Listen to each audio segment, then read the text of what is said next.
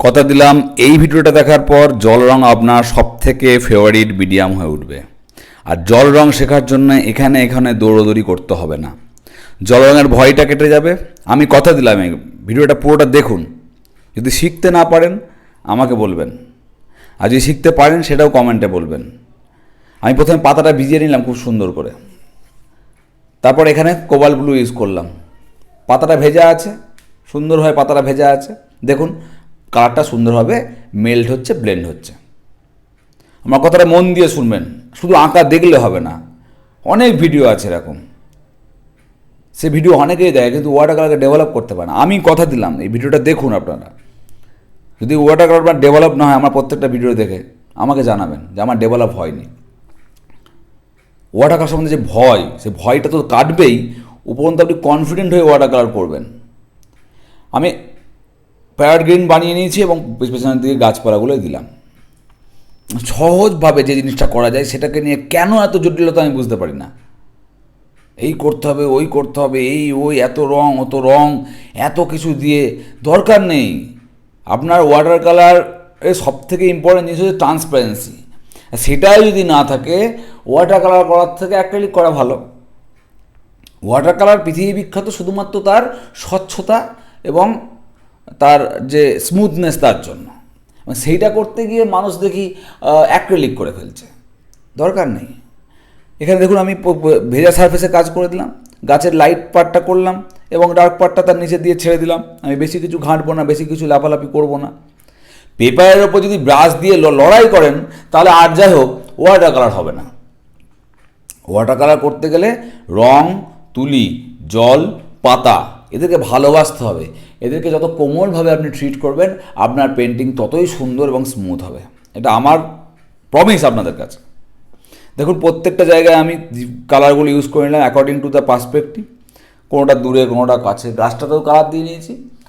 এবার দেখুন আস্তে আস্তে আস্তে কীভাবে সুন্দর একটা ব্লেন্ডিং তৈরি হয়েছে। এখানে ল্যান্ড রয়েছে কিছুটা, সেখানে আমি গ্রিন। আমি একদম সিম্পল শেখাচ্ছি যাতে করে যাদের শেখার বয়স, যাদের শেখার ইচ্ছা তারা শিখতে পারে। যারা মাস্টার আর্টিস্ট, যারা অলরেডি ওয়াটার কালারে পোক্ত, তাদের তো ছেড়ে দিন। কিন্তু আমার এই ভিডিওগুলো তাদের জন্য বানানো যাদের এখন সত্যিই শেখার খুব ইচ্ছা, সত্যিই জানার ইচ্ছা যে ওয়াটার কালারের রুটটা কী, কোথা থেকে শুরু করলে আমার ওয়াটার কালার সুন্দরভাবে আমি খুশি হয়ে একটা আউটপুট পাবো। তারপর আপনি যত নিজেকে এক্সপেরিমেন্ট করবেন তত আপনি ডেভেলপ করবেন। প্রথম দিকে যদি একটা বড়ো ল্যান্ডস্কেপ আরবান নিয়ে বসে যান প্রবলেম হবে। আমি তাদের জন্য ভিডিও বানাই যারা আমার ওপর আস্থা রাখে, ভরসা রাখে যে আমি শিখতে কিছু পারবো, শুধু তাদের জন্য বানাই। দেখুন আমি কীভাবে ল্যান্ডটাকে বানিয়ে নিলাম। এবার আমি যাবো হার্ট। এখানে একটা জাস্ট একটা লাইট স্ট্রোক দিয়ে দিলাম, এদিকে একটা লাইট স্ট্রোক দিলাম, এদিকে একটা লাইট স্ট্রোক দিয়ে দিলাম, কাজ মিটে গেল। বেশি লাপালাপি, হুটো পাটা, এই রং ওই রং বাড়িতে দেওয়ার দরকার নেই। আপনি ওয়াটার কালার শিখতে এসছেন, আমি আপনাকে শেখাতে এসছি, দেখাতে এসছি। এখানে বেশি আমি এমন কমপ্লিকেশানে যাব না যে আপনি শিখতে পারলেন না। আমি মনে করি এই যে ফলোয়ার্স, এই যে মানুষ আমাকে ফলো করে শুধুমাত্র এই কারণটার জন্য করে, এখানে এসে কিছু শেখা যায়। এখানে ফাস্ট ফরওয়ার্ড করে ভিডিও ছাড়া হয় না, এখানে মানুষকে ভুল বোঝানো হয় না, যেটা বাস্তব সেইটাকে রিয়েল টাইমের মাধ্যমে দেখানো হয়। রিলগুলোকে ফাস্ট ফরওয়ার্ড করতে হয় কারণ ওরা রিল, কিন্তু যখন শেখাতে এসছি, যখন আপনাকে দেখাতে এসছি, সেখানে যদি আপনি যদি কনফিউজ হয়ে যান কোনো লাভ নেই আমার ভিডিও বানানোর। অ্যাজ অ্যান আর্টিস্ট, একজন শিল্পী, একজন চিত্রকর, যাই বলেন না কেন, সেইটা আমার একটা সামাজিক রেসপন্সিবিলিটি। যারা আমার কাছে শিখতে এসে যারা যেন হতাশ হয়ে ফিরে না যায়। আমি মনে করি আমার ভিডিওটা দেখার পর যদি আপনি পেপার পেন্সিল নিয়ে বসেন এবং বারবার এই ভিডিওটাকে প্লে করতে থাকেন এবং দেখতে থাকেন, আপনি নিশ্চয়ই শিখবেন, নিঃসন্দেহে শিখবেন, এটা আমার বিশ্বাস। আর আপনি তো জানেন যে আমি রাত্রিবেলা লাইভ এসে বলেই দিই যে কী ইউজ করবেন কী না করবেন। দেখুন সোশ্যাল প্ল্যাটফর্মকে আমি একটা আর্ট কলেজ হিসেবে ইউজ করি, আমার একটা ইনস্টিটিউট হিসেবে ইউজ করি। এখানে মানুষ আসে, শেখে, আমাকে লাইক করে, কমেন্ট করে, ভালোবাসে, তাদের যে ভাব, মনের ভাষা সেগুলো আমার সঙ্গে শেয়ার করে, আমি হ্যাপি।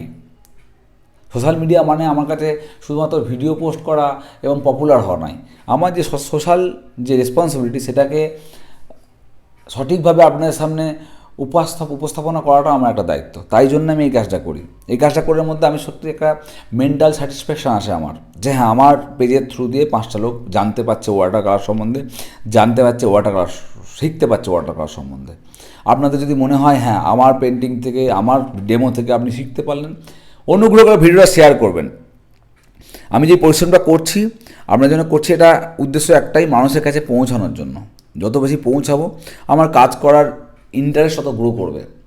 এত দিকে চারিদিকে এত রকমের ভিডিও তো ভাইরাল হয়, আমাদের ভিডিওগুলোকে সাপোর্ট করুন, মানুষের কাছে পৌঁছে দিন, হাজার হাজার মানুষের কাছে, লক্ষ লক্ষ মিলিয়ন মানুষের কাছে পৌঁছে দিন যাদের আর্ট অ্যান্ড কালচারে ইন্টারেস্ট।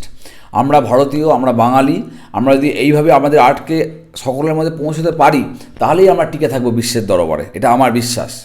আর যদি আমরা নিজেদের মধ্যে খাওয়া খাই, মারামারি, হিংসাহিংসি করি, কোনো দিন আমাদের গ্রোথ হবে না।